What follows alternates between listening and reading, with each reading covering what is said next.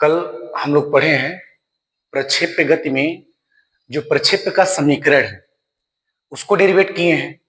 उसका जो इक्वेशन आया था वह मिला था प्रक्षेप्य गति का equation y is equal to tan theta x minus half g x square upon u square cos square theta.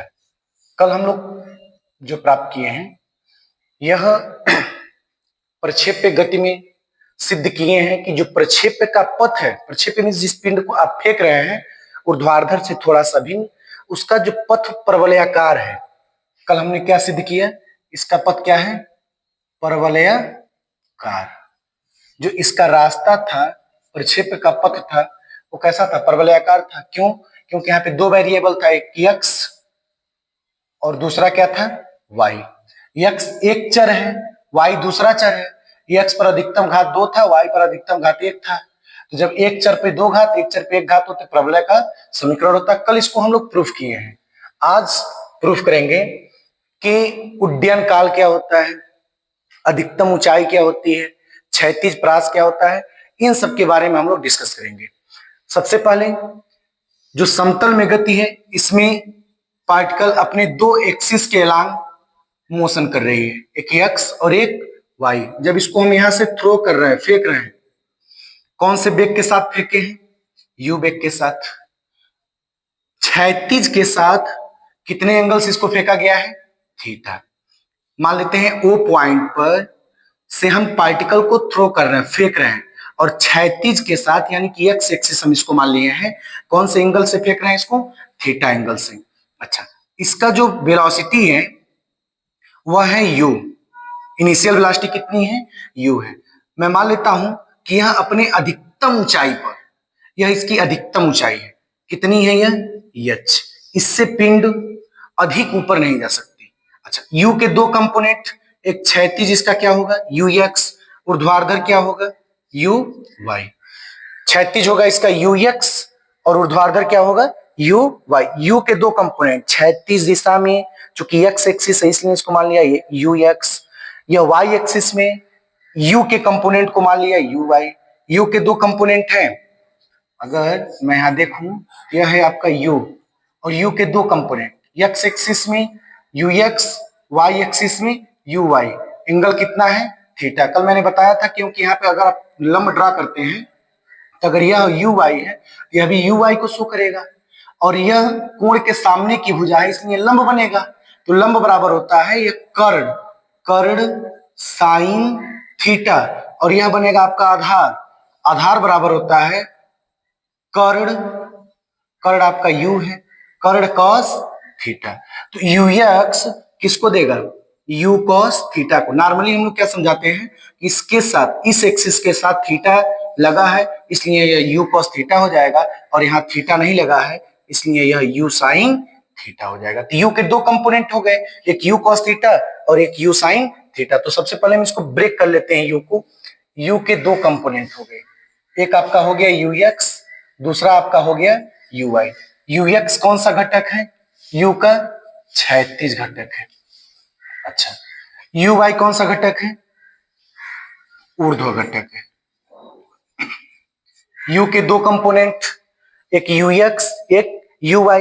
ux क्षैतिज है, uy ऊर्ध्वाधर घटक है। अच्छा, कल मैंने ये भी बताया था, या आप यहां देख सकते हैं, क्षैतिज पिंड इस पे गति कर रहा है, यह इसका रास्ता है, प्रक्षेप्य का यह रास्ता है, यह गुरुत्वीय क्षेत्र के अंतर्गत गति कर रहा है। इसलिए यह जब हम ऊंचाई के साथ लेंगे इसमें g वर्क करेगा, लेकिन क्षैतिज के साथ लेंगे, यहां पर देखेंगे, फिर एक बार समझेंगे।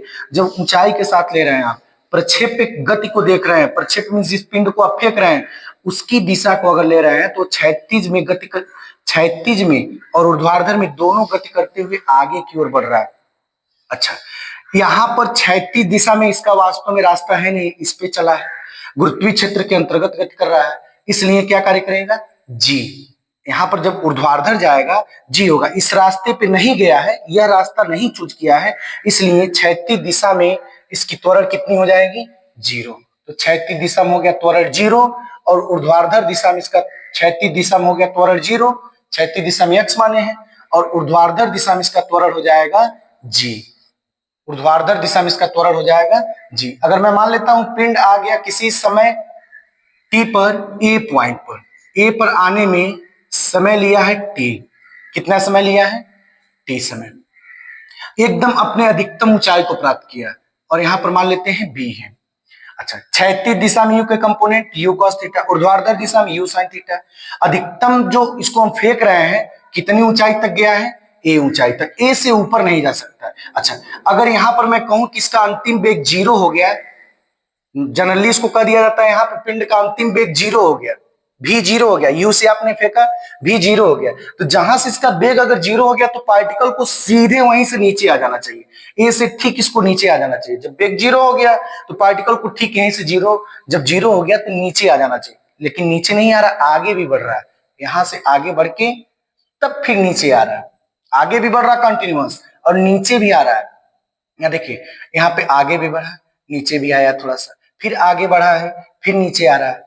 तो एक्चुअल में होता क्या, अगर यहाँ पे इसका अंतिम वेग 0 हो जाए तो पार्टिकल यहीं से नीचे आ जाएगी, जबकि अंतिम वेग 0 तो होती है, लेकिन क्या इससे अधिक ऊंचाई पर जा सकता है पिंड, नहीं जा रहा है। तो यू के जो दो कंपोनेंट आपने तोड़ा है, तो यहाँ भी जो पिंड का अंतिम वेग है, यहाँ पर अगर आप खींचेंगे एक सीधी रेखा तो यह आपका मिल रहा है भी, अंतिम वेग यहाँ पे भी मानिए तो भी के दो कंपोनेंट आपके होंगे, यह होगा भी एक्स क्षैतिज दिशा में और ऊर्ध्व दिशा में होगा भी वाई।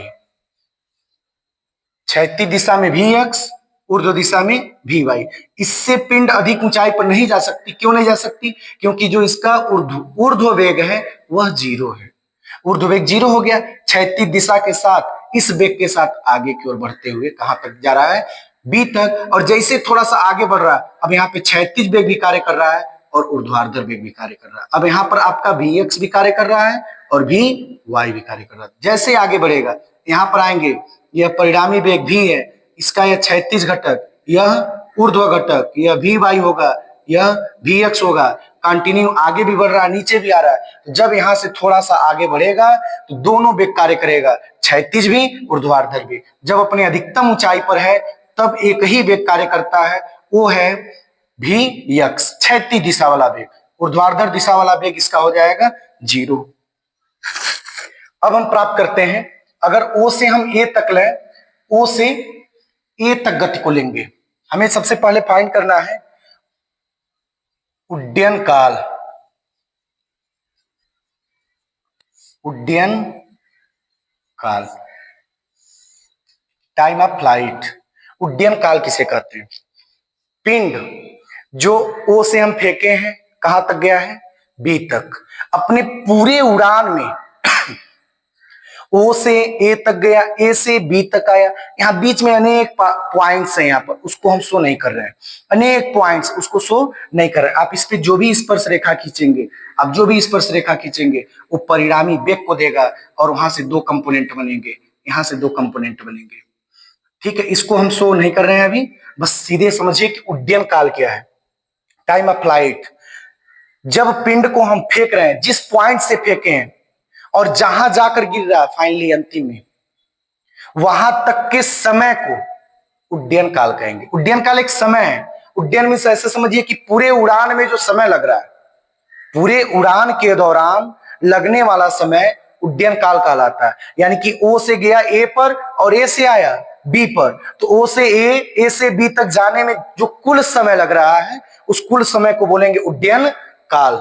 कुल समय को क्या बोलेंगे, उड्डयन काल। अर्थात पूरे उड़ान में लगा समय, संपूर्ण उड़ान में लगा समय, यह समय है जो पूरे उड़ान में समय लग रहा है, उसे क्या कहेंगे, उड्डयन काल। इसको हम लोग डिनोट करते हैं टी से, कैपिटल टी से। पूरे उड़ान में जो समय लग रहा है इस समय को बोलते हैं उड्डयन काल। ओ से ए, ए से बी, पूरे उड़ान में जो समय लग रहा है उसको बोलते हैं उड्डयन काल। अच्छा, हम लोग सबसे पहले फाइंड करते हैं उड्डयन काल को, तो हम ले रहे हैं बिंदु ओ से ए तक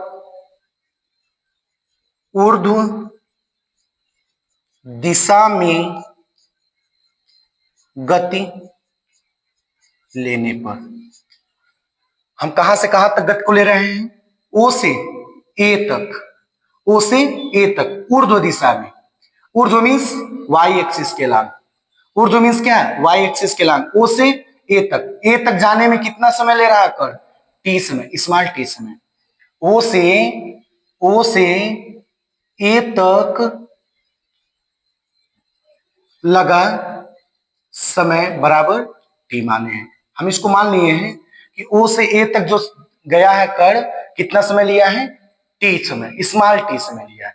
अभी मैं ओ से ए तक निकाल रहा हूं कि कितना समय लिया है, स्मॉल टी समय लिया है। और उड्डयन काल किसे कहते हैं? ओ से ए तक जाने में लगा समय, ए से बी तक आने में लगा समय, अर्थात पूरी उड़ान में लगा समय। जितने समय वो उड़ रहा है, ऐसे समझिए जितने समय वो पूरी गति कर रहा है, उस पूरे समय को हम बोलते हैं उड्डयन काल।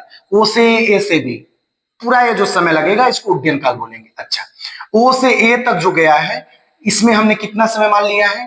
टी समय। ओ से ए तक जाने में कितना समय मान लिया है? टी। तो हम ले रहे हैं ऊर्ध्व दिशा में गति। ओ से ए तक ऊर्ध्व दिशा में गति लिए हैं। अच्छा, जब ऊर्ध्व दिशा में गति लिए हैं तो अब चलिए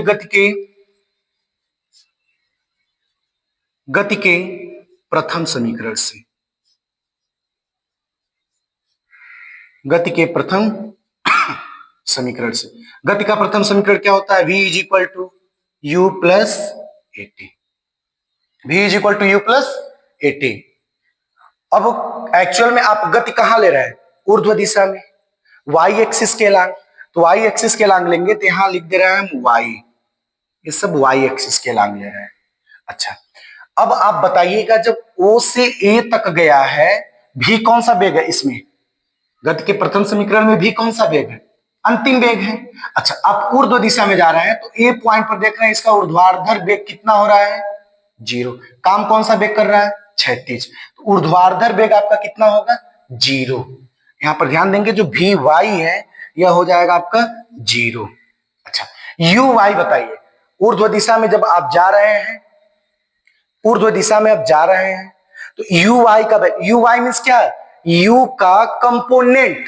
यहां जो आप यू जानते हैं, यू कौन सा वेग है? प्रारंभिक। भी कौन सा वेग है? अंतिम। फिर एक बार समझिए, भी अंतिम वेग है, यू प्रारंभिक वेग है। तो जब आप ओ से ए तक जा रहे हैं, जब आप ओ से ए तक जा रहे हैं तो यहां वाला वेग प्रारंभिक और यहां वाला वेग अंतिम। लेकिन ऊर्ध्व दिशा में जब जा रहे हैं तो भी वाई का वैल्यू 0 और यू मतलब प्रारंभिक वेग। तो यू का जो एक कंपोनेंट मिला है ऊर्ध्व दिशा में वो क्या है? You sine theta, you sine theta है। अच्छा, ऊर्ध्व दिशा में आपका प्रारंभिक वेग क्या है?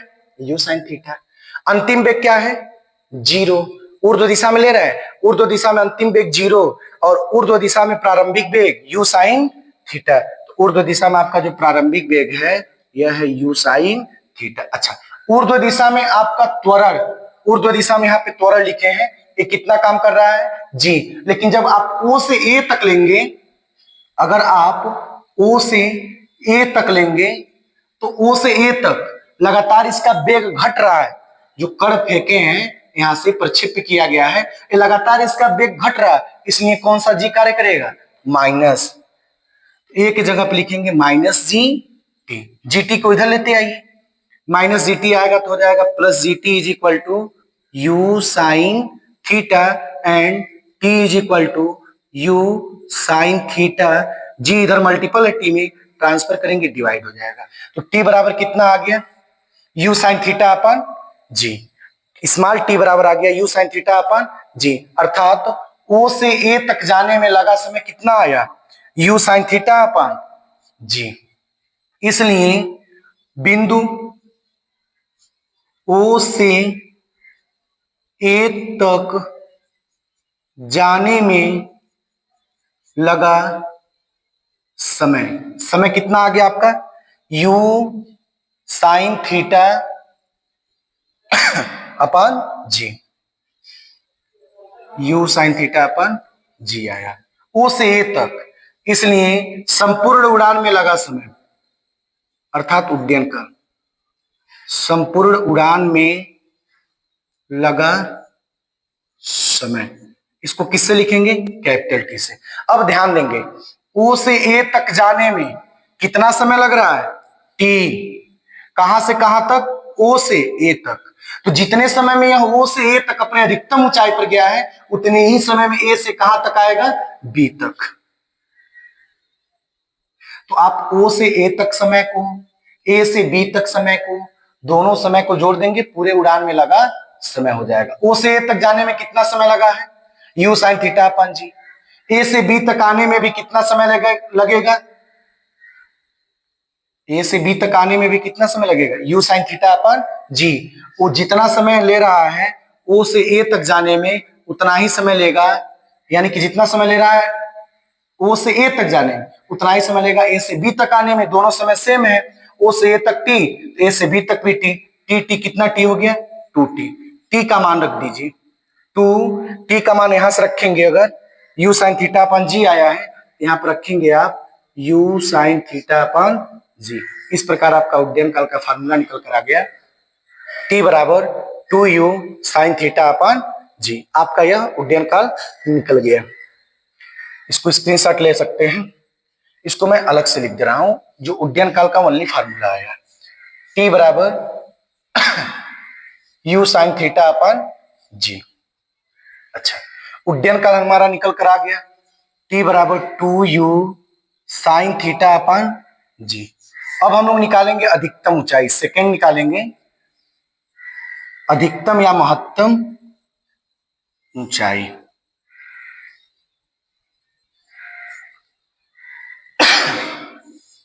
इसको लिखते हैं एच से। एक्चुअल में होता क्या है, पिंड द्वारा उड़ान में जो अधिकतम दूरी तय की जा रही है, अधिकतम दूरी या पिंड द्वारा उड़ान में ऊर्ध्व दिशा में जो अधिकतम दूरी तय की जा रही है, अधिकतम दूरी कहेंगे लेकिन कौन सी दिशा में, ऊर्ध्व दिशा में। तो अगर आप इस पिंड को फेंके हैं तो देख रहे हैं कि ऊर्ध्व दिशा में यहां पर ऊंचाई, यहां पर ऊंचाई, सब ऊंचाई है, लेकिन अधिकतम ऊंचाई यह है। तो ऊर्ध्व दिशा में कितना अधिकतम ऊंचाई तय किया है, एच। ऊर्ध्व दिशा में अधिकतम ऊंचाई कितना तय किया है,